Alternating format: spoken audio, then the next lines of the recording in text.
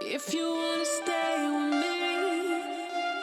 me, if you wanna try. Welcome to your deep dive. Today, we're going to be diving into something that's probably on your mind a lot, work and how it impacts mental health. Yeah. You've given us a pretty big stack of sources. Yeah. Government reports, Lots of leadership advice, personal strategies. dig into it. Clearly want more than just like the typical, top 10 tips, right? Absolutely. We want to understand not only what impacts mental health in the workplace, but like why it even matters. Yeah. And then how to actually make a difference. Right. Whether you are, an individual contributor, a manager, or even a leader shaping the whole company culture.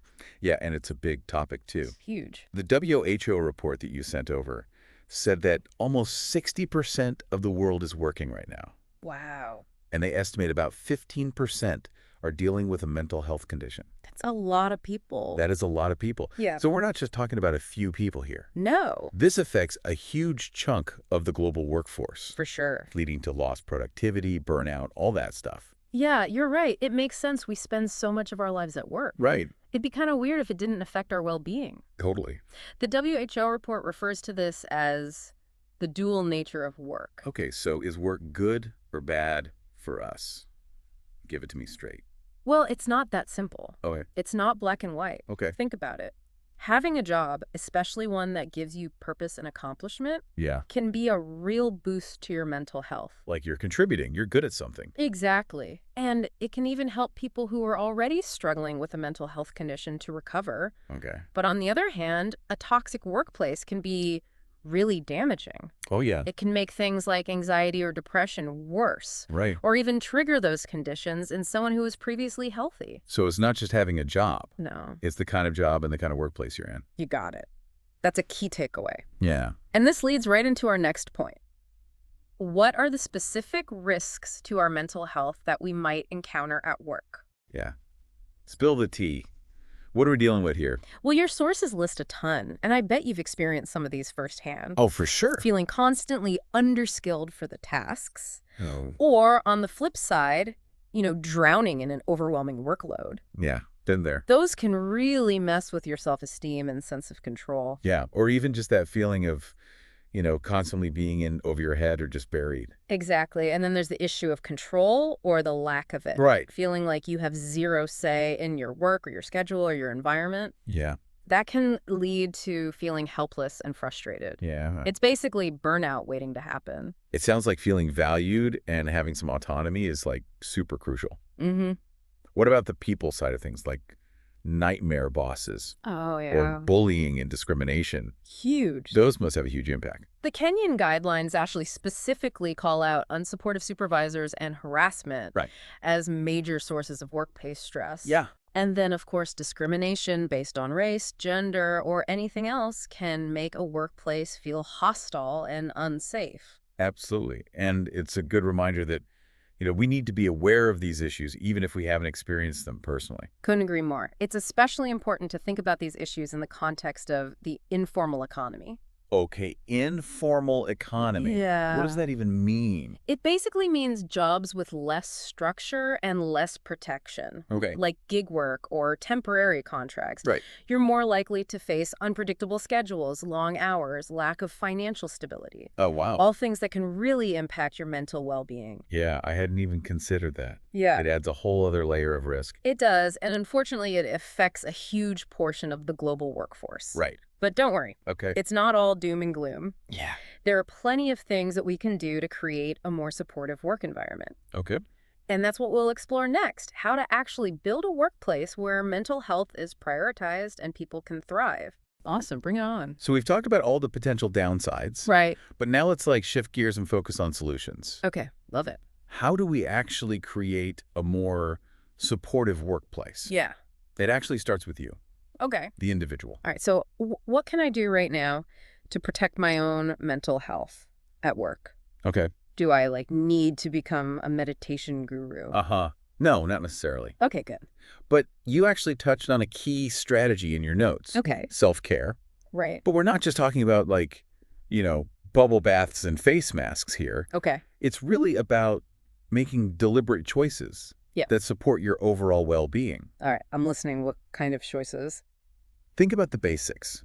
Getting enough sleep, eating nutritious food, Yeah, moving your body regularly. those are important. They might seem simple, Hmm. but they're really foundational to managing stress and keeping your energy levels up. Yeah, it's like that saying, you can't pour from an empty cup. Exactly. You got to take care of yourself first. And then beyond the physical stuff, there's a Yeah. whole world of mental and emotional self-care practices that can be incredibly helpful. Mindfulness is a big one. Right. And it doesn't have to be complicated. Right? Even just taking a few minutes to breathe deeply Yeah. or stepping away from your desk to clear your head can make a difference. Sometimes I get so caught up in the workday that I forget to even take a lunch break. Oh, yeah. Definitely need to work on that. It's so easy to get swept away by the demands of work. For sure. That's why setting boundaries is so crucial. Boundaries. Yeah, learning to say no to extra work when you're already stretched thin, Yeah. turning off notifications after hours, Right. or even having those sometimes difficult conversations with colleagues Yeah. about unrealistic expectations.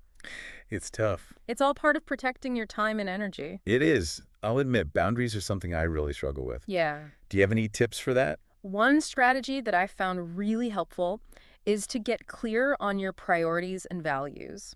Okay. What matters most to you? Yeah. What are you willing to compromise on, and what are your non-negotiables? Right. Having that clarity can make it easier to set those boundaries and stick to them.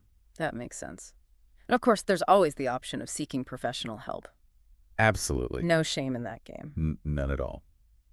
Therapy, counseling, or any other kind of mental health support can be incredibly valuable. Yeah, for sure. And you even flagged a great resource in your notes. Employee assistance programs. EAPs. EAPs, yeah. A lot of companies offer them, Mm-hmm. and they can provide confidential support for a range of issues. Some people might be a little skeptical of EAPs, though. Yeah, Do they actually work? that's a fair question. They're definitely not a magic bullet, Right. and their effectiveness can vary depending on the program and the company's commitment to actually supporting employee well-being. Okay. But when they're done well, they can be a real lifeline for employees who need help. Yeah. It's like having a built-in safety net. Okay, so we've talked about self-care, boundaries, seeking help. Mm-hmm. What about managers? Oh, yeah. What's their role in all of this? Managers have a huge influence on their team's mental health. For sure. They can really make or break the workplace experience. Yeah. One of the most important things they can do is prioritize open and honest communication. So it's not just about like being nice. Right. It's about actually creating a space where people feel safe to speak up. Exactly. It's about fostering psychological safety, Okay. where employees feel comfortable voicing concerns, sharing feedback, Yeah, even talking about their mental health without fear of judgment. that makes sense. But it can't just be a one-way street, right? Right. You're right. Managers need to not only listen, but also respond in a way that shows they care and they're willing to take action. Okay. That might mean offering resources, advocating for employees' needs within the organization, Yeah. or simply acknowledging their concerns and validating their feelings. Because a manager who like dismisses concerns or just brushes things under the rug can really damage trust and morale. Absolutely. And the non-communication managers can create a more supportive environment by offering flexibility whenever possible. Flexibility. Yeah, this could mean flexible work hours, remote work options, Okay. or even just being understanding when someone needs to take a mental health day. Right. It shows you trust your employees. Exactly. You value their well-being, Yes. not just their output. And speaking of feeling valued, managers can also play a big role in professional development, Okay. How so? offering training, mentoring, Yeah. or opportunities for growth. Right. Helps employees feel more confident and competent, Makes sense. which can be a real buffer against stress and burnout. So it's like investing in your team's well-being and their skills. Exactly. That's a smart move for any manager. Ooh. So we've talked about what individuals can do. Mm-hmm. We've talked about what managers can do. Yeah. But what about the organization as a whole? How can companies create a culture that truly supports mental health? That's where things get really interesting Okay. and where we see the potential for the biggest impact. Right. It's about moving beyond individual actions and creating systemic change. I like it. And you know what? The sources you shared actually offer some great insights on this. Okay. I'm intrigued. Tell me more. So we've got individuals focusing on self-care, setting boundaries. Yeah. Managers upping their communication and flexibility game. But what about the companies themselves? What can they do to create a culture where mental health is truly valued. You actually highlighted some great examples in your sources Right, of companies that are getting this right. Okay. Google, Microsoft, Zappos, they're all doing some really interesting things. Okay, let's start with Google. What are they doing that stands out? Well, first off, they're putting their money where their mouth is when it Okay. comes to mental health resources. They offer mindfulness courses, Wow. mental health days, and even have therapists readily available for employees. That's impressive. Yeah. It shows that they're not just paying lip service to mental health. Right. They're actually investing in concrete support systems. And it goes beyond just offering the resources. Right. They've created a culture where employees actually feel comfortable using those resources. Yeah. I guess it's kind of like having a gym membership. Yeah. It doesn't do much good if you never feel like you have the time to go. Exactly. Google has really normalized the idea that taking care of your mental health is just as important as your physical health. Okay, so Google's killing with resources and culture. Mm-hmm. What about Microsoft? What's their approach? Microsoft has a really comprehensive employee assistance program. EAP? Yeah, EAP, think confidential counseling, Okay. stress management workshops, the whole shebang. Nice. They've also been very vocal about reducing the stigma around mental health. Yeah. Encouraging employees to seek help when they need it. That's so important. The more we talk openly about these issues, the less shame people will feel about reaching out for support. I completely agree. And then there's Zappos, Zappos. a company that's practically famous for its unique and positive work culture.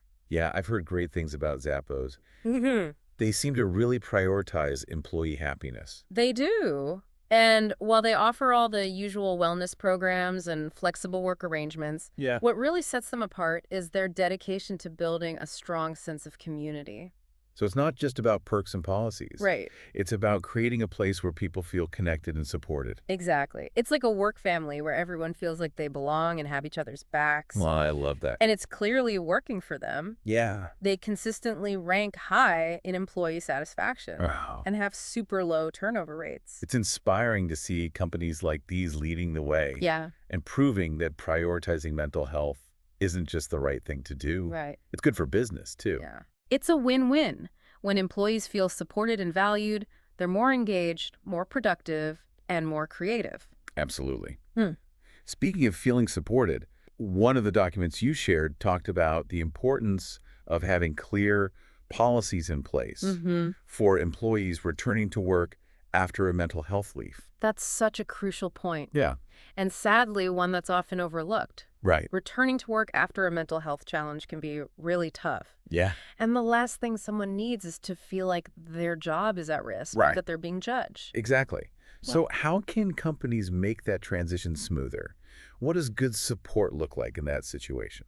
The WHO report actually has some great advice on this. Okay. They emphasize the importance of a phased return to work. Okay. Maybe starting with reduced hours or modified responsibilities, Right. and then gradually increasing the workload as the employee feels ready. So it's about easing back in Exactly. rather than just throwing them back into the deep end. And open communication is key throughout the process. Managers should check in regularly, be flexible with expectations, and create a space where the employee feels comfortable discussing any challenges they're facing. It's about recognizing that recovery isn't linear, Right. and there might be ups and downs along the way. And it's not just about the manager's role. Okay. Coworkers can make a huge difference too, How so? by being understanding and supportive. Because a judgmental or insensitive colleague can totally undermine all the company's efforts. Right. Absolutely.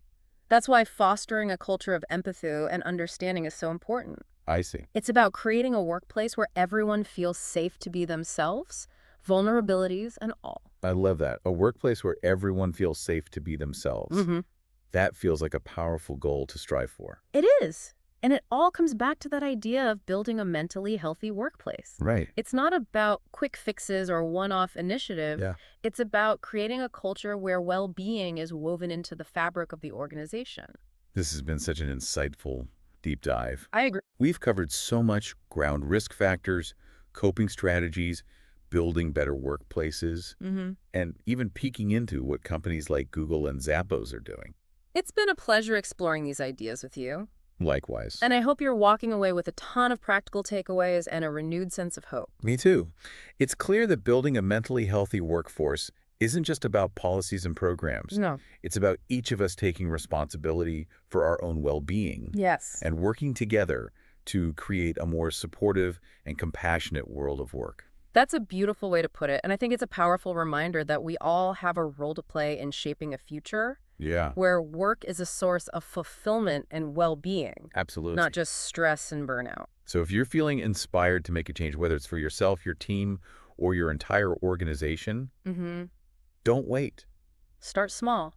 Be consistent. And remember that even the smallest actions can have a ripple effect. And don't be afraid to reach out for support when you need it. You've got it. There are so many resources available. Yeah. And you don't have to go through this alone. That's a great reminder.